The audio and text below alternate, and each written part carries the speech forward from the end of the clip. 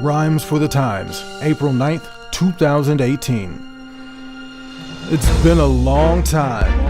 I shouldn't have left you without news to tune into that you can bob your head to. It takes only about 2.5 minutes to get through, with links to what's reported so you can form a more in-depth view. So let's move forward after recapping some past events regarding DACA, and then we'll catch up on what's happened since.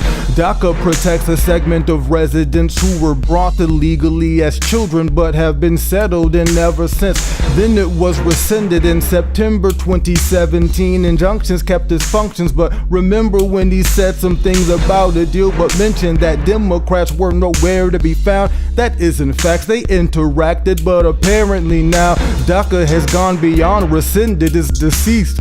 But it gets much deeper than what's mentioned in his tweets. In the midst of politics, if a decision isn't reached, then protection for 800,000 immigrants could cease.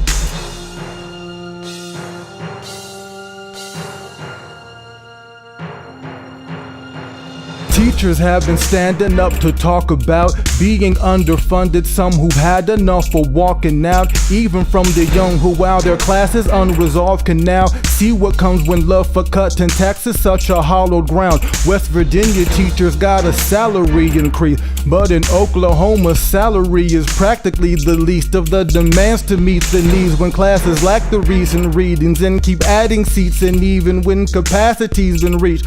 Some schools can only afford that 4 days of class completes the week, so what these teachers are demanding is to have the means to teach.